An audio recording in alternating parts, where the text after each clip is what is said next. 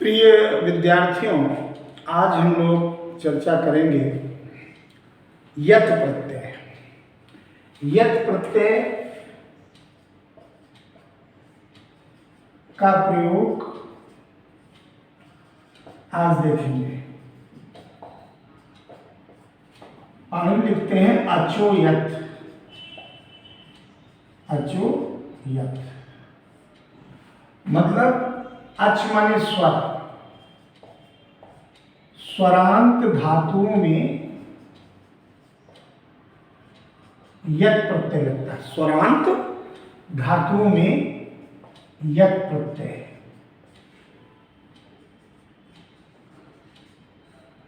लगता है। अब यत् प्रत्यय, यत् का या शेष रहता है। यत् का या शेष रहता है, या शेष रहता है। एक बात, इसमें पुल्लिंग में रूप राम की तरह,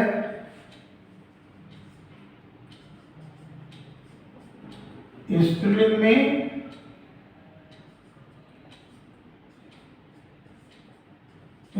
में रूप रमा की तरह और नपुंसक लिंग में फल की तरह। नपुंसक लिंग में फल की तरह रूप चलता है। ये जानकारी हुई। अब इसका उदाहरण, जैसे मान लीजिए कहीं भी यत् प्रत्यय, तो पहले स्वरांत में जैसे हमने लिया शु धातु। अब शु में यत् प्रत्यय जोड़ा। शु धातु में यत् प्रत्यय आप लोग जोड़िए, तो इसका जो रूप बनेगा वो पुल्लिंग में बनेगा श्रव्या,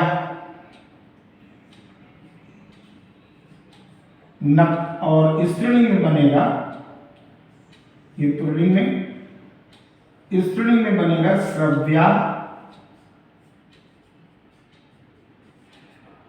और नपुंसक लिंग में बनेगा श्रव्यम। ये रूप बनेगा। अब आप देखिए, इसमें जो रामवत, स्त्रीलिंग में रमावत और नपुंसक लिंग में फलवत आप चला रहे हैं रूप, वही रूप चलेगा। लेकिन इसमें अगर बहुत डिटेल में जाएं तो श्रु में यत् जुड़ा, यत् का या शेष रह गया, तो यहां आप देख रहे हैं कि ऊ का गुण हो जाएगा। तो ऊ का गुण क्या होता है? वाह, इसलिए वाह देख रहा।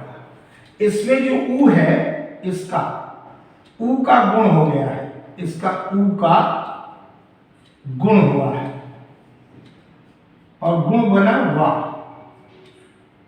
ये ऊ का गुण वाह बन गया। ऐसे ही मान लीजिए हमने एक और धातु दी जी। जी माने जीतना, और जी में यत् जोड़ा, तो ई का, इसका ई है ना छोटी, तो ई का ए हो जाएगा गुण।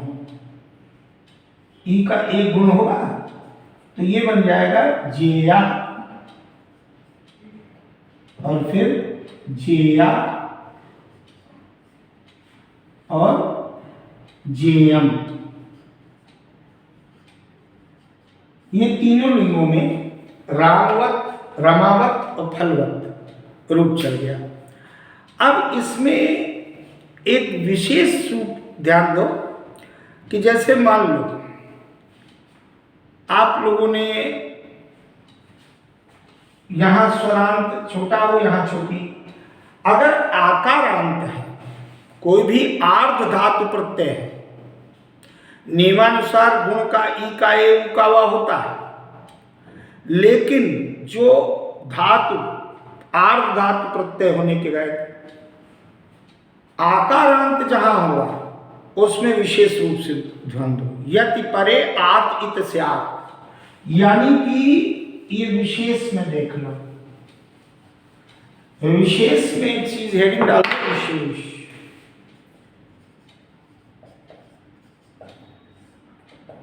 यदि धातु आकारांत है, क्या है? आकारांत। यदि धातु आकारांत हो तो आ के स्थान पर ई आदेश हो जाता है। एक सूत्र है, जहां जहां होता है याति परे आत ईत स्यात्, याति परे आत ईत स्यात्, यानी आ का ई आदेश हो जाएगा। आ के स्थान पर ई आदेश होगा, ई आदेश होगा, आ की जगह ई आदेश हो जाएगा। जैसे दा धातु में यत प्रत्यय जोड़ोगे तो पहले ये दी बनेगा, दीयत, और दी का ई का ए अब गुण होगा, इसमें ई का गुण ए हो जाएगा। तो ये बनेगा पुल्लिंग में देया, स्त्रीलिंग में देया, देया, देया और देयम, रामवत, रमावत और फलवत। लेकिन आकारांत में पहले ई आदेश होगा, ये नोट कर लें सभी लोग। जहां जहां जब यत प्रत्यय आकारांत धातु के बाद होगी तो उसका बड़े आ का ई, बड़ी ई आदेश हो जाएगा, दीर्घ आ का दीर्घ ई आदेश होगा, ये नोट कर लीजिए। अच्छा, अब जैसे मान लीजिए हमने कहा बहुत सी धातुएं हैं, मान लीजिए कोई धातु जैसे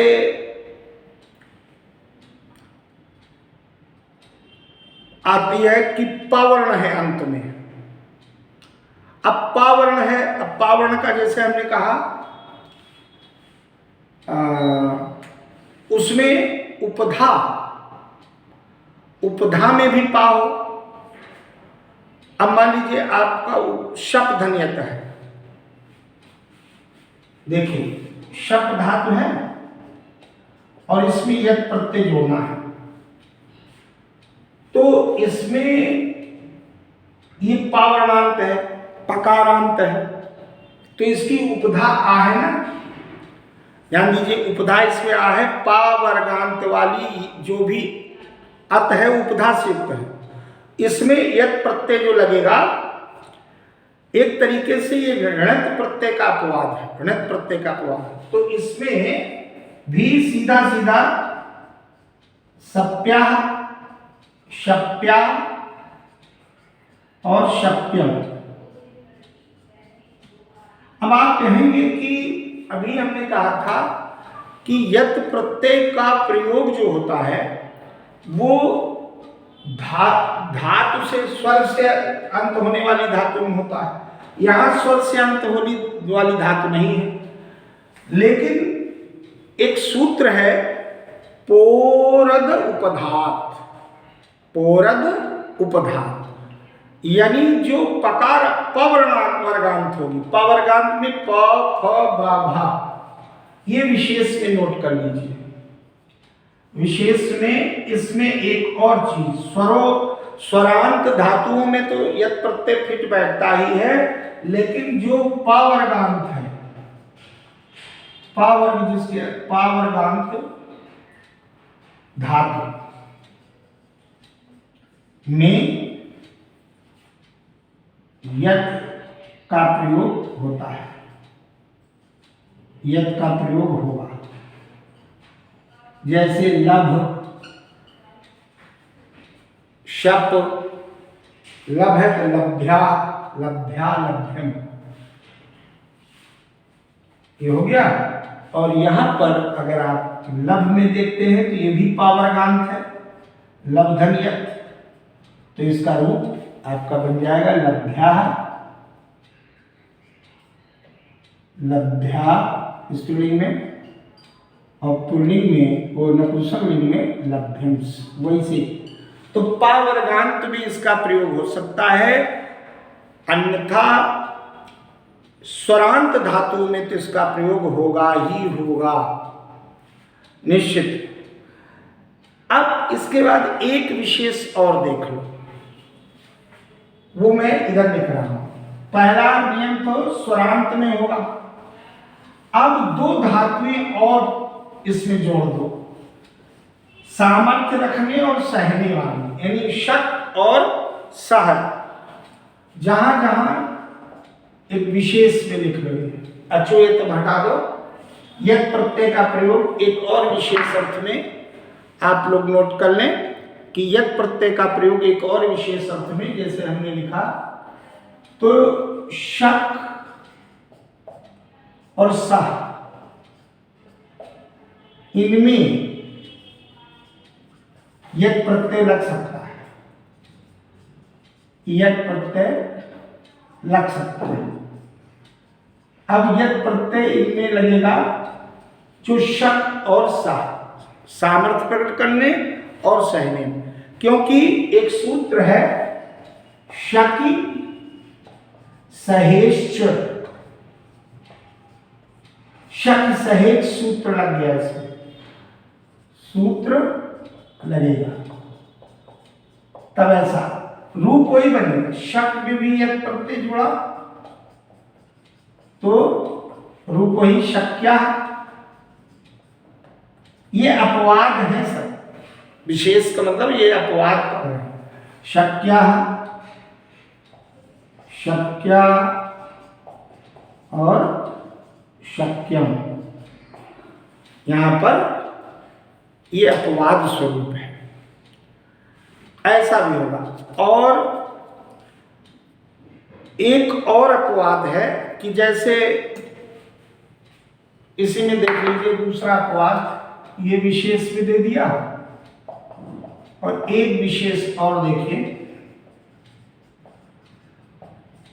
वो कहता है कि अगर कहीं कहीं जो उपसर्ग रहित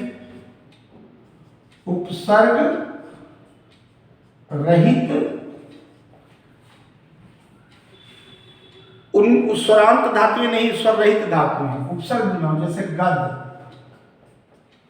गद धात, इसमें स्वर कोई नहीं, गद मद चर यम, गद मद चर और यम। अगर उपसर्ग रहित गद मद चर यम धातुएं आती हैं तो इनमें भी यद प्रत्यय लगेगा, इसमें भी यद प्रत्यय लगेगा, इनमें भी यद लग सकता है। कैसे यद लगेगा? उदाहरण देखिए, जैसे हमने कहा गद धन यत, तो क्या बना? गद्यम। ये गद्यम शब्द इसी से बना। अगर हम कहते हैं मद धन यत, मद धन यत, तो मध्यम, ये अपवाद स्वरूप यत प्रत्यय लगता चला। अब चर में किया, चर धन यत, तो चर्यम। और यम में है, यम धातु में जोड़ दो, तो यम में यत जोड़ोगे तो यम्यम हो जाएगा। यम में यत जोड़ोगे तो क्या बन जाएगा? यम्यम। तो ये जो है अपवाद स्वरूप भी इनका प्रयोग होता है, जहां जहां गद मद चर यम धातुएं हैं उसमें भी लगेगा। उसके अलावा अब आप देखिए कि मान लीजिए कहीं कहीं अपवाद स्वरूप कि चर धातु में अपवाद है कि आ उपसर्ग आ गया तो आचर्यम आचर्या बन जाएगा, ठीक है। अच्छा, लेकिन जब हन धातु में विशेष देखिए तो हन का रूप बदल जाएगा पूरी तरीके से। अब हन धातु में यद प्रत्यय जब जोड़ेंगे तो हन धातु विकल्प से यद प्रत्यय, विशेष में देखिए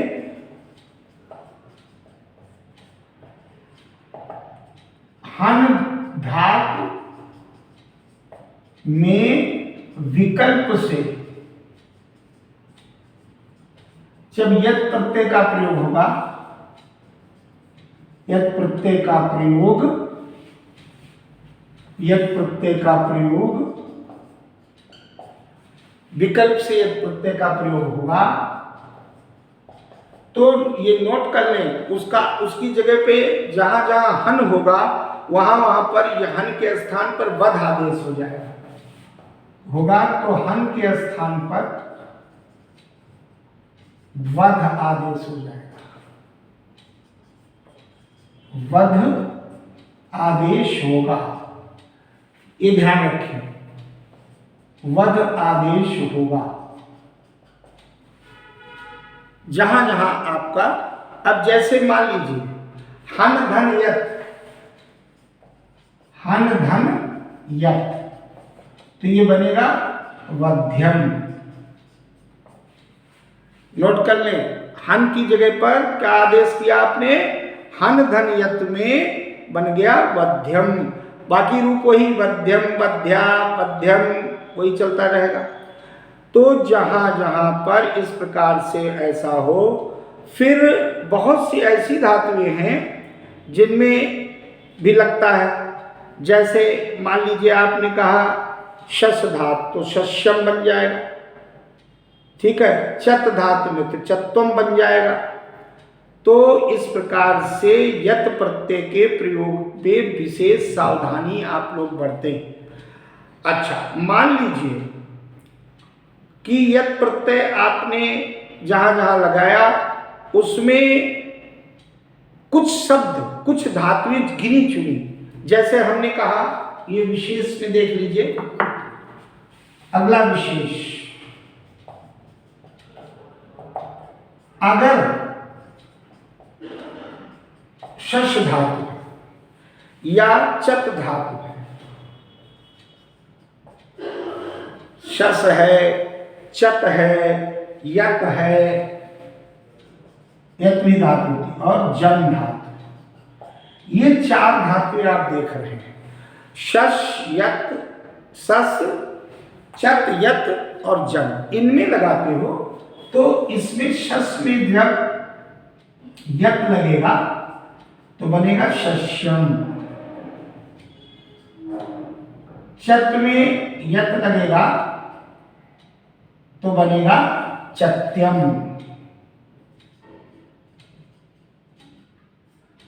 इसी प्रकार से यत भी यत लगेगा, ये ध्यान से देखिए, यत धातु भी होती है और ये यहां पर आप सीख रहे हैं यत, तो यत्यम हो जाएगा। क्या हो जाएगा, यत्यम। और इसमें भी यत धातु लगेगी तो बन जाएगा जन्यम, या का जा हो जाएगा, यत्यम। जन में ये जा ही है तो जा में यत जुड़ा तो जन्यम, या शेष रह गया, जन्यम हो गया। लेकिन ये यत चलने के अर्थ में, जाने के, यत शस, किसी चीज को शस्यम मतलब हरा भरा होना, चत चत्यम मतलब कोई चीज व्यवहार में आना, बेचनी होना, यत यत्यम मतलब गतिशीलता के अर्थ में, और ये जन माने उत्पत्ति के अर्थ में। तो आज आप लोगों ने यत प्रत्यय का प्रयोग विधिवत देखा। कल हम लोग और प्रत्यय के बारे में चर्चा करेंगे। और ये ध्यान रहे कि ये जो प्रत्यय हैं, ये जो जितनी भी प्रत्यय आपके पाठ्यक्रम में हैं, ये प्रत्यय जो आप पढ़ रहे हैं, इनको समझने के लिए जो विशेष चीजें लिखाई गई हैं उन पर गौर बहुत ज़्यादा ध्यान देना होगा, बहुत ज़्यादा सावधानी बरतनी होगी। फिर इनका प्रयोग पद निर्माण के लिए, किसी भी धातु में प्रत्यय जोड़ करके पद निर्माण करोगे तो कभी गलत नहीं होगा। धन्यवाद।